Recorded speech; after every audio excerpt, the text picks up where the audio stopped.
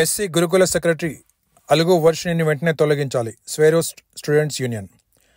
SC గురుకుల పాఠశాలలు అస్తవ్యస్తంగా మారడానికి కారకులైన ఎస్సీ గురుకుల సెక్రటరీ అలుగు వర్షిణిని వెంటనే తొలగించాలని స్వేరోస్ రాష్ట్ర కో కన్వీనర్ అనుముల సురేష్ స్వేరో అన్నారు. నేను నల్గొండ జిల్లా కేంద్రంలోని ప్రెస్ క్లబ్లో ఏర్పాటు చేసిన విలేకరుల సమావేశంలో పాల్గొని మాట్లాడుతూ, గతంలో ఆర్ఎస్ ప్రవీణ్ కుమార్ గురుకుల సెక్రటరీగా ఉన్నప్పుడు గురుకులాల్లో నాణ్యమైన విద్యాబోధన అందించడంలో కీలక పాత్ర పోషించారని, దేశంలో కార్పొరేట్ విద్యా వ్యవస్థ కంటే ఉన్నతంగా గురుకులాలను తీర్చిదిద్ది గురుకుల విద్యార్థులను ప్రపంచ స్థాయి క్రీడాకారులుగా తయారు చేశారని అన్నారు. మాజీ సీఎం కేసీఆర్ ప్రభుత్వంలో ఆర్ఎస్ ప్రవీణ్ కుమార్ సెక్రటరీగా ఉన్న సమయంలో ఎవరెస్ట్ను ఎక్కిన గురుకులాలు రేవంత్ రెడ్డి పాలనలో అస్తవ్యస్తంగా మారి ఆత్మహత్యలకు అడ్డాలుగా మారాయని ఆవేదన వ్యక్తం చేశారు. రాష్ట్ర ప్రభుత్వం గురుకుల విద్యా వ్యవస్థపై సవతి తల్లి ప్రేమను చూపిస్తుందని, ఎస్సీ సామాజిక వర్గానికి విద్యా వ్యవస్థను దూరం చేయాలనే కుట్రలో భాగంగా అలుగు వర్షిణి రూపంలో గురుకులాలను చిన్నాభిన్నం చేస్తున్నారని, ఎస్సీ గురుకుల పాఠశాలలో ఇప్పటి వరకు 40% సీట్లను కూడా పూర్తి చేయలేని అన్నారు. తక్షణమే సీఎం రేవంత్ రెడ్డి గురుకుల సమస్యలను పరిష్కరించకుంటే స్వేరోస్ ఆధ్వర్యంలో రాష్ట్ర వ్యాప్తంగా పెద్ద ఎత్తున ఉద్యమం చేపడతామని హెచ్చరించారు. ఈ విలేకరుల సమావేశంలో స్వేరోస్ నాయకులు బజ్జా పాండు, వెంకట్, వసంత్, రాఘవేంద్ర, కిరణ్, వినోద్ తదితరులు పాల్గొన్నారు. మీడియా సమావేశానికి చేసిన మీడియా మిత్రులకు మరియు స్వేరోస్ నాయకులకు అందరికీ ప్రత్యేకమైన ధన్యవాదాలు తెలుస్తున్నాం.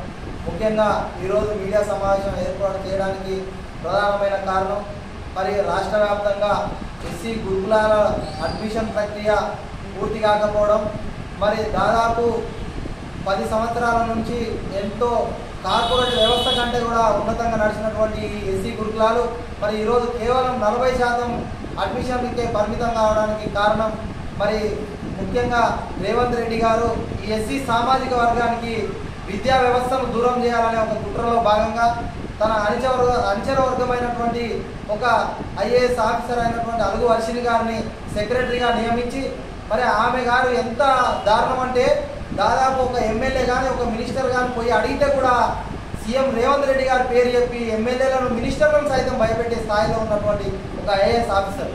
అలాంటి ఆ ఆఫీసర్తోని ఈ రాష్ట్రంలో ఈ ఎస్సీ సామాజిక వర్గానికి ఉన్నటువంటి ఎస్సీ గురుకులాలను వారి యొక్క విద్యా వ్యవస్థను చిన్నాభిన్నం చేయడం కోసం మరి ఎన్నడూ లేని విధంగా ఇక్కడ ఆదిలాబాద్లో ఉన్నటువంటి స్టూడెంట్ని తీసుకొని పోయి అక్కడ అలంపూర్లో వేయడము, మరి అక్కడ అలంపూర్లో ఉన్నటువంటి జోగులాంబ గద్వాల విద్యార్థులను ఈరోజు ఖమ్మం డిస్టిక్లో ఏర్పాటు చేయడం, వాళ్ళకు సీట్లు కేటాయించడం, నల్గొండ విద్యార్థులకు సిద్దిపేట, కరీంనగర్, నిజామాబాద్లలో సీట్లు కేటాయించడం, అక్కడి విద్యార్థులకు నల్గొండలో సీట్లు కేటాయించడం, ఈ వ్యవస్థను చిన్నాభిన్నం చేసి మరి విద్యార్థులు అంత దూరం పోయి చదువుకోలేని పరిస్థితి. మరి ఇప్పటి వరకు ఫిలప్ అయినటువంటి 30% సీట్లలో కూడా చాలామంది విద్యార్థులు మన జరిగినటువంటి ట్రాన్స్ఫర్ ప్రక్రియలో వారి సొంత జిల్లాలకు ట్రాన్స్ఫర్ పెట్టుకోవడం జరిగింది. మరి దీని వలన ఏమైతుందంటే ఈ 5th క్లాస్లో బీసీ, ఎస్సీ, ఎస్టీ విద్యార్థులకు ఏర్పాటు చేసినటువంటి 5th క్లాస్ ఎగ్జామ్లో కూడా ఇలాంటి అవకతవకలు. ఏ విధంగా అంటే ఇక్కడ ఉన్నటువంటి జిల్లా వాళ్ళని రాష్ట్ర వ్యాప్త మెరిట్ జాబితా తీసుకోవడం వలన వేరే జిల్లాలలో వారికి సీట్లు రావడం వలన ఈ 5 నుంచి 10వ తరగతి వరకు చదివే విద్యార్థులు స్థానికతను కోల్పోవడం జరుగుతూ ఉంది.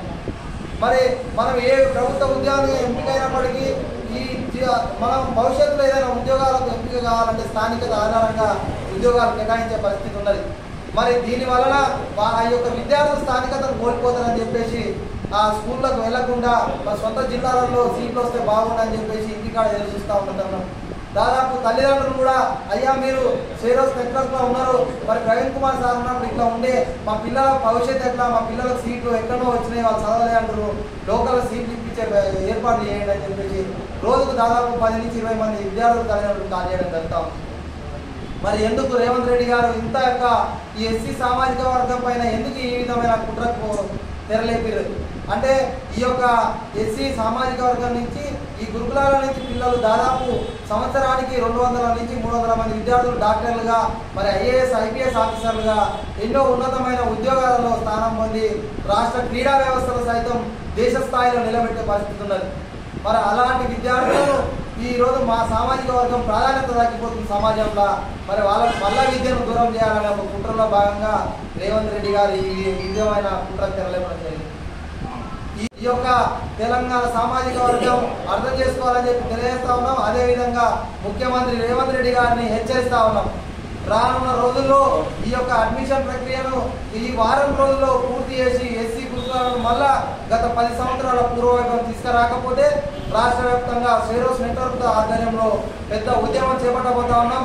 ఏ విధమైన పరిణామాలు జరిగినా దీని అందరికీ స్వయంగా విద్యా కమిషన్ మంత్రిగా ఉన్నటువంటి ముఖ్యమంత్రి గారు దీనికి బాధ్యత వహించాల్సిందిగా కోరుతాం.